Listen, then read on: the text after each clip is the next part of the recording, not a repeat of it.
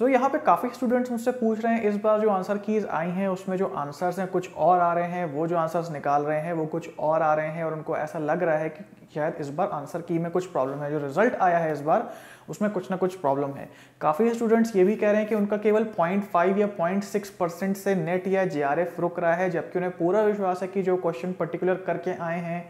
जिसे गलत आंसर की में लिखा हुआ है वो उनका सही है, और अगर वो सही हो जाए तो उनका नेट या JRF निकल जाएगा। तो काफ़ी बच्चे ये भी कह रहे हैं कि किसी क्वेश्चन के लिए किसी ने क्लेम करा, उसका आंसर सही हो गया, जबकि उनका आंसर वही सेम आंसर सही नहीं हुआ। तो इस वीडियो में हम यही बात करने वाले हैं कि आखिर जो इतना प्रॉब्लम है, यानी कि रॉन्ग आंसर कीज काफ़ी लोगों को लग रही है, रॉन्ग रिजल्ट भी काफ़ी लोगों को लग रहा है, इसके बारे में हम जानते हैं कि क्या इसके पीछे रीजंस हो सकते हैं।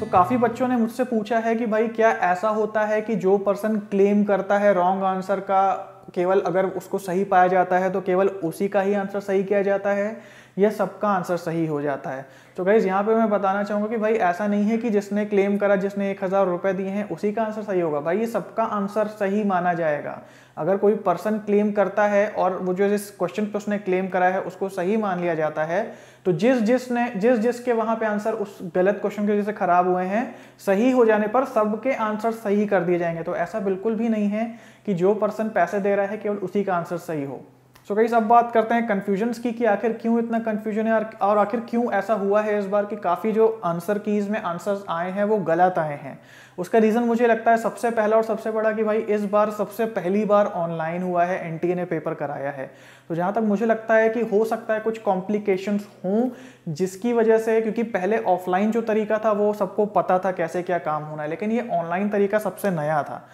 दूसरा रीज़न ये है क्वेश्चन आईडी और आंसर आईडी का। आप सबने भी देखा होगा इस बार जो आंसर की आई है उसमें क्वेश्चन आईडी और आंसर आईडी के टर्म्स में आंसर की दी हुई है।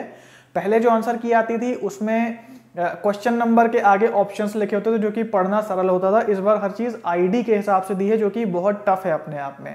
तो गाइस अगर मैं अपनी बात करूं तो इस बार जितने भी सेट बने हैं, लगभग पेपर उनके 10 सेट बने हैं और 10 के क्वेश्चंस मैंने देखे हैं खुद से। उसके हिसाब से मैं आपको कुछ चीज़ें बताना चाहूँगा, कुछ फैक्ट्स बताना चाहूँगा जो कि सामने निकल के आए हैं। सबसे पहली बात कि जो क्वेश्चन आईडीज़ हैं वो ऊपर नीचे हैं। तो क्वेश्चन आईडीज़ क्यों हमें आंसर की में दी गई हैं, क्वेश्चन नंबर क्यों नहीं दिए गए, इसका रीज़न ये है कि हर बच्चे के पेपर में अगर एक पेपर उनका भी सेट है और काफ़ी सारे बच्चे हैं जो एक क्लास में बैठ कर पेपर दे रहे हैं, तो उनका क्या है कि क्वेश्चन नंबर सबके बदले हुए हैं, क्वेश्चंस को ऊपर नीचे किया हुआ है। केवल क्वेश्चंस को ही नहीं, यहाँ तक कि जो ऑप्शंस हैं ऑप्शंस को भी आपस में मिक्स किया गया है और ऊपर नीचे किया गया है, ताकि दो बच्चे जो बगल में बैठे हैं वो क्वेश्चंस पूछ कर भी ये ना समझ पाएं कि किस नंबर पे कौन सा ऑप्शन है। तो हर चीज को ऊपर नीचे रखा गया है। यही रीजन है कि जो आंसर की आई है उसमें क्वेश्चन नंबर के आगे सही आंसर ना दे करके क्वेश्चन आईडी के बगल में सही आंसर की आंसर आईडी दी हुई है। तो ये आईडीज इसलिए रखी गई क्योंकि आईडीज चेंज नहीं होती, और क्वेश्चंस में जो ऑप्शंस थे ABCD इन सबको चेंज कर दिया गया है।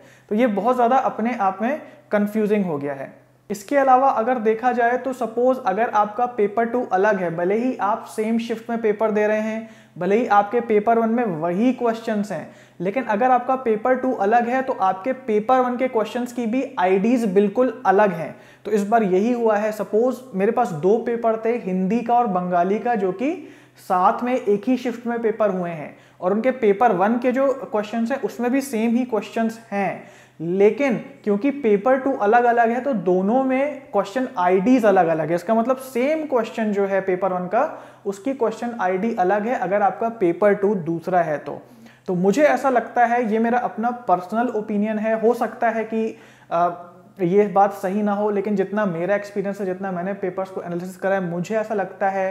कि क्वेश्चंस के आंसर्स ट्रेस करने में और जो क्लेम हुए हैं उन क्लेम्स के बेसिस पे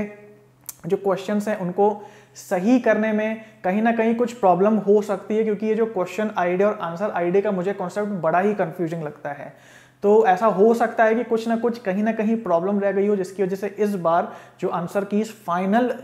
आई हैं, फाइनली रिलीज की गई हैं, उसमें कुछ ना कुछ प्रॉब्लम देखने को मिल रही है। तो आगे क्या प्रॉब्लम हुई एग्जैक्टली वो हमें तब पता लगेगा जब हम मॉक टेस्ट के लिए आंसर्स चढ़ाएंगे और वाकई देखेंगे अपने हिसाब से कि उसमें प्रॉब्लम्स आ रही हैं कि नहीं। फिलहाल अभी जो स्टूडेंट्स मुझे रिपोर्ट कर रहे हैं वो यही कह रहे हैं कि भाई उन्होंने सही आंसर लगाया है, उन्होंने नेट पे भी चेक कर लिया, हर जगह चेक कर लिया, लेकिन जो फाइनल आंसर की आई है उसमें जो आंसर्स हैं वो गलत हैं।